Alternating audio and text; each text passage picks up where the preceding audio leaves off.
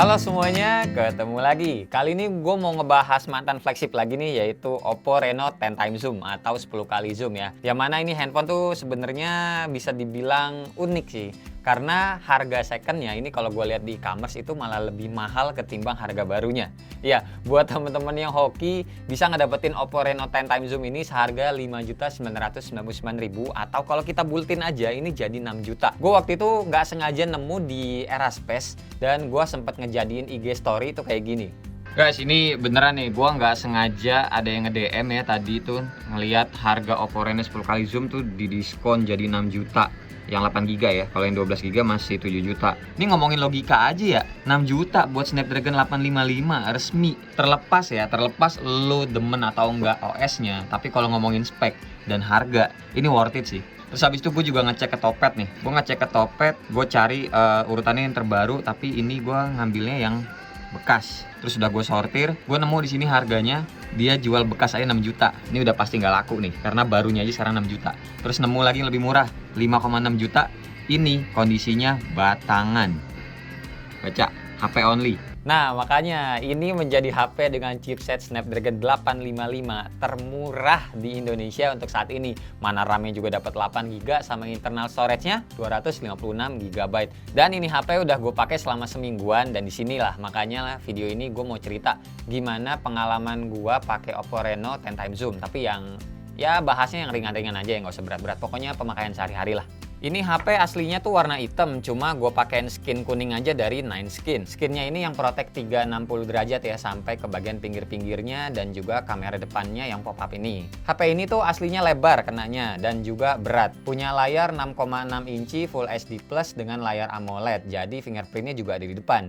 Dan performanya ya cepet lah, ciri khasnya Oppo pokoknya. Dan lebarnya HP ini juga yang bikin gue tuh pakai casing tipis-tipis aja jadinya buat genggamnya. Walau sebenarnya dapat casing bawaan yang bagus juga sih ini dari paket penjualannya ya. Cuma buat tangan gue ngerasanya jadi makin lebar aja pas megang. Jadinya ya gue pakai casing yang silikon bening kayak gini aja biar warna kuningnya juga kelihatan.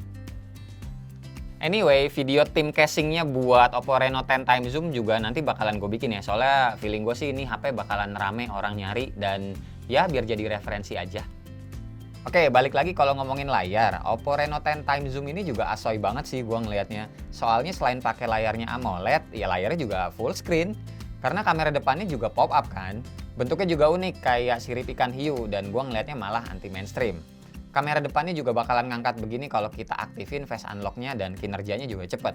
Nah, buat gue pribadi, kamera pop-up kayak gini juga sebenarnya bikin nambah secure sih. Soalnya kalau misalkan nih amit-amit aja ya, handphone kita dihack terus ada orang yang pengen ngeliat aktivitas kita lewat kamera depan, ini kan otomatis berarti kamera depannya ngangkat tuh. Berarti kita bisa kayak menerka-nerka, ini kok kamera depan gue ngangkat sendiri itu kenapa gitu ya. Ya kan? Nah, jadi begitu. Ketimbang handphone-handphone biasa yang kamera depannya ya standar-standar aja. Terus soal tombol-tombol volume sama power seberang-seberangan kayak gini posisinya juga buat yang biasa pakai iPhone sama Samsung lawas kayak Note 9 ini bikin enak sih kalau mau screenshot karena ya lebih terbiasa aja. Kalau gue sih ngerasainnya kayak gitu ya. Slot SIM card kita dikasihnya hybrid, jadi mau nano plus nano atau nano plus micro SD. Port ngecasnya juga Type-C sama di sebelahnya ini ada lubang speaker dan ini speaker stereo ya. Satu lagi di earpiece-nya di atas. Nah, soal port ngecasnya ini kan udah mendukung VOOC ya, dan gue tuh udah ngetes juga dari 1% sampai full, itu gue berhasil mencatat sekitar 1 jam 29 menit. Ya, buletin aja 1,5 jam lah. Ini pas masih 1%.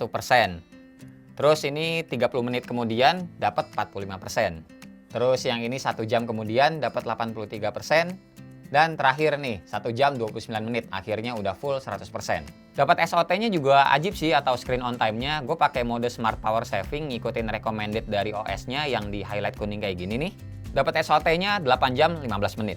Anyway, baterai Oppo Reno 10 times zoom ini 4065 mAh ya. Jadi 4000 mAh ya lebih sedikit lah. Terus lanjut lagi bahas OS-nya. Ini kan dapat update ke ColorOS 7 dan yaudah sini gue bahas yang simpel-simpel aja sepemakaian gue sehari-hari ya. Ini tuh dapat beberapa fitur kayak yang pertama dark mode. Kita dapat nih yang mana ini jadi bikin makin irit juga HP-nya. Soalnya kan layarnya juga AMOLED. Terus ada menu di sidebar kayak gini, semacam kayak shortcut aja sih, dan gue pakainya buat menu-menu yang biasa gue pakai sehari-hari. Terus di bagian perekaman video juga kita dapat Ultra Steady. Nah, terus ini yang paling gue seneng ada di bagian home screen-nya guys. Jadi, kalau buat gue pribadi nih, dulu tuh jujur aja gue nggak begitu suka sama ColorOS 6. Karena home screen-nya itu jadi satu, semuanya di depan kayak iPhone. Tapi kali ini kita jadi ada pilihan drawer mode, yang mana ini jadi nilai plus buat gue yang terbiasa atau senang pakai UI murninya dari Google, atau Oxygen OS-nya OnePlus, atau One UI-nya dari Samsung. Jadi gini nih. Gestur-gestur standar sih, macem kayak mau nurunin jendela notifikasi kita tinggal swipe down dari mana aja. Terus kalau mau lihat menu juga tinggal di swipe up aja kayak gini. Jadi ya hitungannya ngegampangin aja sih kalau dipakai satu tangan. Jadi kalau dulu itu di ColorOS 6 ya, kalau kita swipe down itu jadinya malah kayak menu search aplikasi gitu sih. Nah sekarang jadinya udah beda.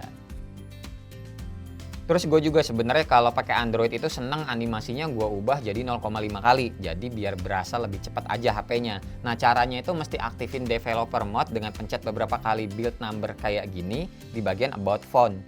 Kalau dulu di ColorOS 6 itu ada warningnya guys, ada kedip-kedipnya gitu di bagian atas layar HP kalau kita ngaktifin developer mode. Tapi kalau sekarang udah nggak ada kedip-kedipnya, jadi ya hitungannya nyenengin buat gue. Soal main game kita nggak usah bahas lama-lama ya, soalnya kan yelah guys, Snapdragon 855 sih, lancar pokoknya. Main PUBG mau grafik apapun, frame rate-nya ini mentok ekstrim. Ultra HD doang nih yang ini mah nggak jelas sampai kapan ya baru bisanya, dan di device apa juga gua nggak ngerti, coming soon lulu. CODM grafiknya bisa mentok kanan semua, grafik very high, frame rate-nya max, lancar pokoknya dimainin juga. Ya pokoknya nggak heran lah, soalnya skor Antutunya juga dapat 464 ribuan. Dosa pokoknya kalau ngeraguin soal ngegame di Snapdragon 855 tuh. Sekarang soal kameranya. Kamera belakang punya resolusi 48 megapiksel lensa wide buat kamera utamanya. Lensa 8 megapiksel ultra wide, dan ini yang paling bawah adalah lensa 13 megapiksel periskop, yang mana zoom 5 kali itu masih optikal dan 10 kali itu udah hybrid.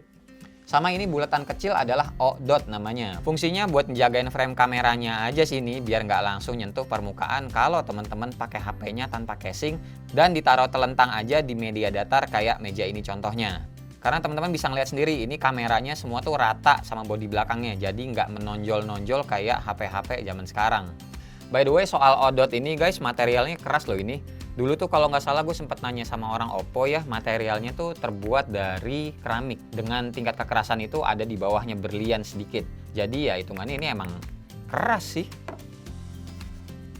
Oke, terus untuk kamera depannya sendiri ini punya resolusi 16 megapiksel. Buat hasil fotonya ya cakep lah pokoknya, flagship lah, wajar ya guys. Saturasi warnanya juga bagus, detailnya juga ajib. Dan ini contoh foto dari ultra wide sampai 10 kali zoom, yang mana ini masih bagus banget hasilnya.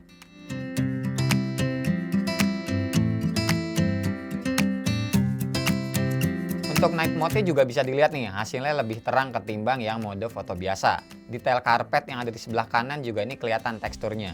Gue nyobain di gelap total, ini foto sepatu gue yang nyala kelihatan bedanya.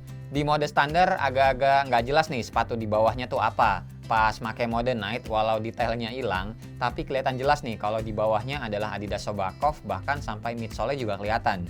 Buat perekaman video, kamera belakang bisa sampai resolusi 4K 60 fps, dan kamera depannya bisa Full HD aja 30 fps.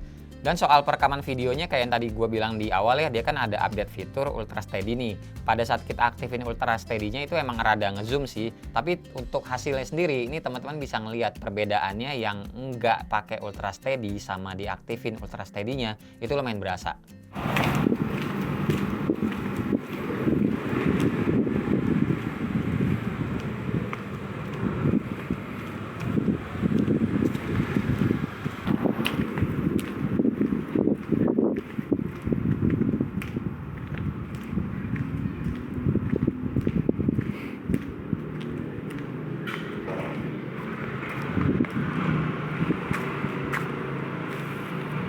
Nah kalau yang ini contoh video kamera depannya lah ya, kayak gini. Pegang tangan satu aja juga yang ini, dan ya teman-teman bisa nilai sendiri. Udah pulang ke rumah, balik. Corona. Nah jadi ya kesimpulannya HP ini terbilang sangat worth it di harga 6 juta. Nikmat mana lagi yang kau dustakan apabila kau mempunyai uang senilai 6 juta untuk membeli sebuah smartphone guys. Sebut aja ya layarnya full semua, nggak main tuh yang namanya notch, teardrop, ataupun tompel, ini nggak ada. Terus layarnya juga bagus, AMOLED ya. Terus ngecasnya juga cepet, FUK. Terus baterainya juga awet, ya NFC juga ada. Cuma ya kalau ngomongin soal minusnya dari sebuah flagship ya standar lah. Kayak ini nggak anti air, wajar karena ya kameranya juga kan pop up modelannya. Terus dia juga nggak ada wireless charging yang menurut gua juga nggak masalah. Karena ngapain di wireless charging malah ngecasnya lambat, mendingan pakai VOOC-nya aja cepet ya kan. Sama ya standar nih, nggak ada jack audio. Buat yang udah terbiasa nggak pakai jack audio menurut gua nggak ada masalah. Buat teman-teman yang sering-sering ngecek Eraspace, mendingan sering ngecek aja karena dulu itu pas gue lihat dijualnya tuh dijual bebas, tapi sekarang itu mereka jualnya tuh kayak flash sale gitu sih. Cuma ya gue nggak tahu juga stoknya ada apa enggak. Tapi kalau teman-teman pengen beli second, inget-inget aja harga barunya ini 6 juta. Jadi kalau secondnya 6 juta atau secondnya 6, di atas 6 juta gitu ya otomatis tawar aja lah harga barunya, soalnya emang 6 juta sih guys. Cuma balik lagi dapetinnya emang hoki-hokian. Dan oh iya, nih hampir lupa, nggak tahu juga ya ini ngaruh buat teman-teman atau enggak, tapi kalau buat gue pribadi sih ngaruh. Nah, vibrate-nya si Oppo pada saat kita ngetik ini enak guys. Nih coba ya teman-teman dengerin sendiri kayak gini nih.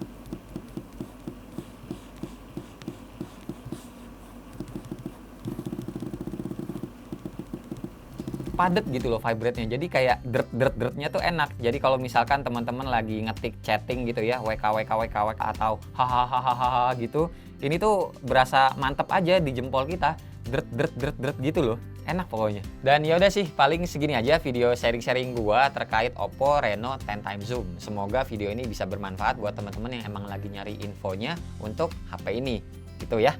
Makasih buat teman-teman yang udah nonton dari awal sampai akhir, dan seperti biasa nggak usah di like, nggak usah di share, dan nggak usah juga di subscribe channel ini kalau tidak bermanfaat. Tapi kalau bermanfaat ya silakan share juga ke teman-teman, siapa tahu nambah pahala. Gue Wasa, sampai ketemu di video selanjutnya. Bye bye. Cheers.